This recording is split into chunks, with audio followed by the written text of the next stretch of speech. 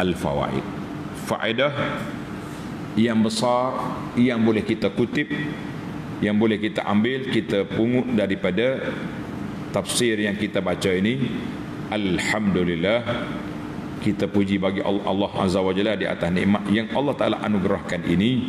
Besarnya nikmat, tingginya darjat apabila orang itu beramal dengan sunnah Nabi sallallahu alaihi wasallam, atas dasar kita kecintaan kita kepada Allah dengan Rasul sallallahu alaihi wasallam. Baik. Al-fawaid al-ilmiyah.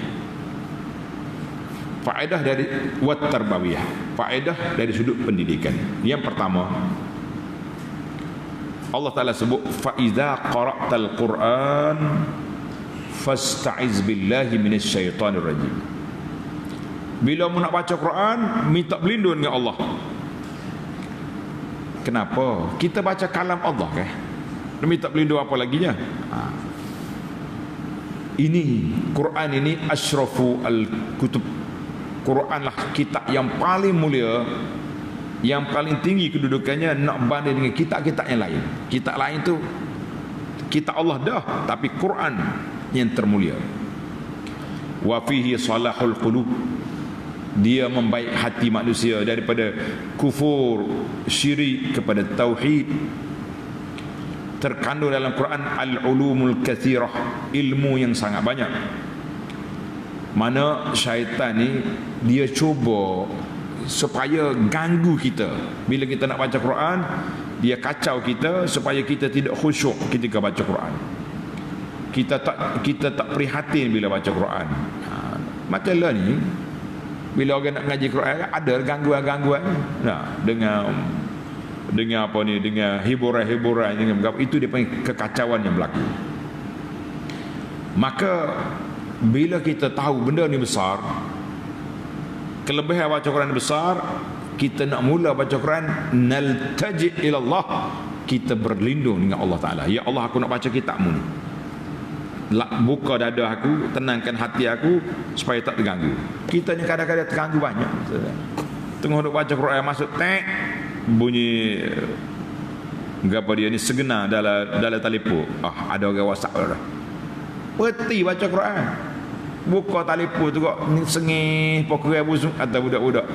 Tak ingat ke Quran depan tu. Ini gangguan. Lepas itulah bila kita nak ganggu, eloklah kalau kita nak baca Quran dengan handphone ke, kita buat mood, dia panggil mood, apa ni, hot naik kabel terbang tu, flight, tulis flight mode, supaya tak masuk notification, tak masuk gapo-gapo. Biar dia situ habis baca Quran 10 muka 1 juzuk, baru kita buka, masuk tek masuk, baru kita tanya orang nak gapo ni, ni orang cari kita ni. Kalau tidak terjadi, tengah nak baca Quran masuk prek, marilah ramai ni geng duk tunggu nak makan teh ni. Ni awak sore dah. Kita apa ajak sejuk pagi ni, mapuh tengah jalan kata orang. Ni bahasa Kelantan kata mapuh tengah jalan dah. Jam situ. Nauzubillah. Ini kekacauan yang berlaku, dikacau oleh syaitan. Jadi kita kena ingat dia. Sebab apa? Tujuan baca Quran nak khusyuk, untuk tadabbur makna dia. Jadi kalau kita baca loleh-loleh, kalau Kelantan kata loleh-loleh ni, baca cincai gitu ya, bolehlah pahala huruf tu, tapi pahala tadabbur tak akan terkesan dalam jiwa kita, wal iyazbillah. Batu anak bimbang hari ni majlis Al-Quran, Quran awal tu bagus kita, supaya kita baca Quran, tapi susah sangat nampak tu, dengan uniformnya, dengan bergotong ni, menetapkan masa tetap pada pukul sekian kena baca. Kita ingat baca Quran tu ibadat, tapi kalau ada penetapan waktu dan ini ada seluruh dunia nak baca masa ni belaka, ada benda lain dari sudut teknikal syariat sunnahnya, ada benda lain yang perlu kita merajaah. Ingat molek, kan memoridil khair lam yusibhu, kata orang. Ingat, berapa banyak orang nak buat benda molek tak berlagu angin. Tak kena, kadang-kadang salah kita. Itu yang pertama.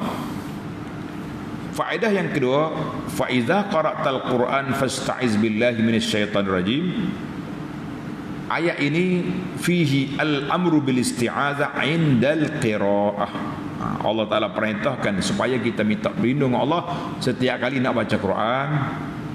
kata di Imam Ibnu Katsir menukilkan pandangan jumhurul ulama mengatakan anal isti'azah mustahabun laisa bi mutahattimah, sunat tapi bukan wajib. Mana kalau kita tak baca tak berdosa, tapi dari sudut adab, dari sudut orang panggil persiapan minda nak baca Quran, kena kata a'udzubillahi minasyaitonirrajim, a'udzubillahi as-sami'il alim minasyaitonirrajim, a'udzubillahi minasyaitonir min hamzihi wa nafthihi wa nafsihi, yang kita dah sebut tadi 4-5 riwayat yang saya sebut tadi tentang apa dia, lafaz-lafaz sirah-sirah yang maksud tentang isti'azah, yang maksud tentang isti'azah. Dan ana juga telah declare, menyatakan bahawa siri pertama tafsir dulu kita baca a'udzubillahis samii'il alim minasyaitonir rajim. Siri yang kedua ni kita baca a'udzubillahi, supaya tuan-tuan boleh beza. Oh ni laluan yang kedua tafsir Quran. Lalu yang pertama supaya kita boleh tahulah ni tahun lain ni beza tahun banyak tu, 10 tahun yang lalu isu pun lain. Nah, bila mari 10 tahun yang kedua ni banyak isu lain pula. Dulu orang sibuk nak ni, lalu ni orang sibuk dengan benda-benda lain pula. Jadi kita kata setiap zaman tu tafsir Quran ni kita kena membumikan. Maksudnya kita kena tafsir huraian fiqhul hayah yang berkait dengan kehidupan kita sekarang. Jadi kena tahulah. Cakap musim banjir tak sama dengan cakap musim kemarau. Cakap mesti orang menipu banyak lah ni. Penipuan banyak. Oh, sumpah janji-janji. Kita kena sebut tentang cerita sesumpah. Mari pula cerita rasuah. Kita cerita ke orang makan harta haram. Jadi kalau kita bekulah, kita ada cerita Bani Israel. Bani Israel mana Bani Melayunya? Tak ada lah Quran. Tak ada apanya. Quran ini turun untuk kita bincang. Maka itu dia panggil al-amru bil isti'azah indal qiraah sunat. Kita boleh pilih je mana-mana lafaz yang kita nak baca. Wa zalika syamilun lis-salati wa ghairiha. Apa ni? Lengkap. Waktu dalam solat pun a'udzubillahi minasyaitonir rajim. Luar solat pun a'udzubillahi minasyaitonir rajim. Tadi anda dah huraikan tentang adakah berulang setiap rakaat atau tidak. Jadi sebahagian ulama seperti mazhab Hanafi dan lain-lain mengatakan cukup memadai dengan kita mula dengan isti'azah di awal permulaan Fatihah. Mula-mula rakaat yang pertama. Mazhab Syafi'i tetap mengatakan yatakarrar. Qiraah tatakarrarul qiraah bi takarruril al-qiraah. Maknanya kita ulang isti'azah setiap kali nak baca Fatihah. Jadi kita kata alhamdulillah fihi al-amru fihi sa'ah, perkara ini ada keluasannya. Tu hak luah jangan disempit, hak sempit tak sedut luah. Itu dia panggil kaedah dalam agama kita. Baik. Yang ketiga, al-faidatus salisah. Faedah yang ketiga, fa idza qara'tal Quran fasta'iz billahi minasyaitonir rajim.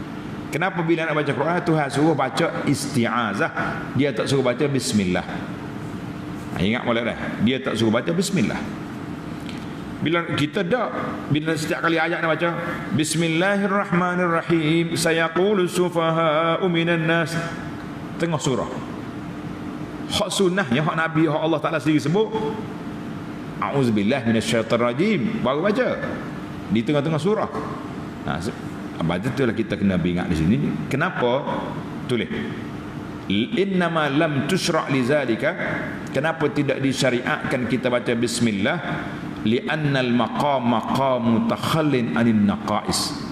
Kerana tempat kita duduk sekarang ni, label kita sekarang, label nak menyelamatkan diri kita daripada sebarang kekurangan, sebarang kecuaian. Bukan maqam istijlab al-barakah, bukan tempat kita nak ambil berkat. Sebab kenapa? Li'annal Quran nafsahu yumnun wa barakatun wa kamalun. Quran sendiri itu berkat dah. Quran sendiri itu ada kesempurnaan dia. Quran sendiri itu anugerah Allah Azza wa Jalla. Jadi tak perlu kita berkat di atas berkat. Sebab tu dia kata cukup dengan isti'azah. Cukup dengan isti'azah. Kalau hak lain kita kena berkat. Contoh kita nak makan, bismillah, aku makan ni dengan nama Allah. Ya Allah, berkatlah makan ni aku ni, mengenyangkan, memberi ketenangan, memberi tenaga untuk aku beribadat. Kita nak buat berapa bismillah. Kena waktu berbismillah. Sebab kita nak mula kerja kita dengan bismillah. Berbeza dengan Quran, dia sendiri terberkat. Jadi cukup dengan isti'azah. Sebab itulah para pelajar, kita kena ingat, kalau kita baca surah, tak apalah fiqh mazhab Syafi'i, surah ni kita baca. Bila kita nak baca dalam solat, bismillahirrahmanirrahim, alam nashrah laka sadrak. Tapi kalau kita baca tengah ayat, kita baca ayat tengah, lillahi ma fis, tak payahlah bismillah. Kita baca perlahan. Kita dah baca auzubillahi minasyaitanir rajim tadi, kemudian bismillahirrahmanirrahim, alhamdulillahirabbil alamin. Bila nak baca surah, tak perlu lagi kita kembali kepada al-basmalah, terus kepada surah. Kita baca perlahan, auzubillahi minasyaitanir rajim, lillahi ma fis samawati wa ma fil ard. Oh, tak boleh mazhab Syafi'i, kena semoklah. Janganlah orang panggil terlebih mazhab pula. Begitu dia punya kaedah bacaan. Maka was-was syaitan tu mari, dia kacau kita. Jadi kita berlindung awal-awal dengan Allah supaya syaitan tak kacau, syaitan tak ganggu kita, syaitan tak ngosek kita. Kita nak baca Quran dengan tekun, dengan tadabbur, dengan apa ni, maka itulah yang diperlukan. Alhamdulillah, kita minta berlindung dengan Allah Taala. Mana majlis-majlis Al-Quran. Sebab itulah kita hari ni ramai orang bagian satu positif. Alhamdulillah, suka kita bila tengok orang duduk mengaji Quran, ada tempat mengaji, ada persatuan mengaji. Tapi bila kita tengok kepada penghayatan kepada Quran, kadang-kadang terlalu lemah. Kita lebih kepada NGO, lebih kepada persatuan, lebih kepada acara Quran, baca Quran pada satu waktu. Pakaian tema tahun ni warna putih belakang baju. Ni acara baca Quran. Dia panggil acara baca Quran. Kita kata kita bukan buat acara baca Quran, kita baca Quran untuk menghayati kalam Allah. Itu yang penting. Wallahu alam. Itu pandangan kita lah.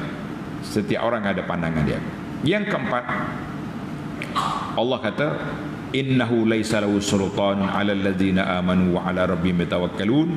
Dalam ayat ini Allah Taala nafi syaitan tak power, tak boleh nak kena, nak kacau, nak ganggu kepada orang yang beriman dan bertawakal kepada Allah.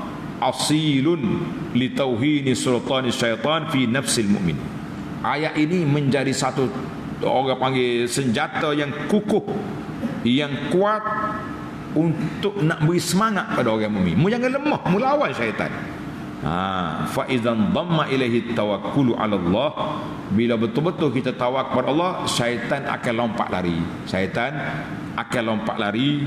Maka siapakah orang yang yang betul-betul selamat daripada syaitan? Iaitulah orang yang ikhlas. Tulis al-ikhlas yamna'u min tasalluti syaitan. Ikhlas menghalang daripada penguasaan syaitan ke atas kita. Contohnya dalam surah Sad ayat 82 83, syaitan sumpah bila dia tahu dia kena laknat, dia sumpah, fa bi'izzatika la ughwiyannahum ajma'in. Demi kemuliaanmu ya Allah, aku akan goda semua anak Adam. Ayat 83, illa ibadaka minhumul mukhlasin. Kecuali hamba punya ikhlas, aku tak boleh nak kacau. Jadi syaitan awal-awal lagi mengaku kalah di awal hari. Orang Kelantan kata kalah petai lagi kepada orang yang ikhlas. Ikhlas tak ada. Kemudian datang itu Allah Ta'ala sebut ikhlas. Kemudian mari ayat kita ni sama juga. Syaitan kata dia tak boleh nak kacau kita. Siapa dia? Innama sultanu 'alal ladzina yatawallawna. Mana dalam ayat ni Allah Taala nafikan syaitan tak boleh kacau. Mari yang kelima, tu dia faedah yang kelima. Allah kata, Allah buka pintu, innama sultanuhu 'alal ladzina yatawallawnahu wal ladzina hum bihi musyrikun.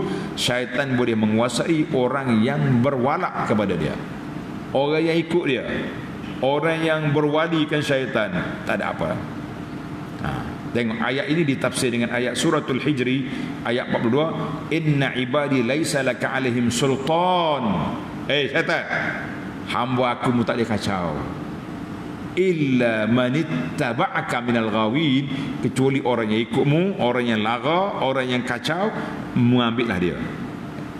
Jadi dalam ulama tadabbur kata, kenapa sekali Allah nafi macam ayat 99 Tuhan kata laisa lahu sultan, tak ada kuasa.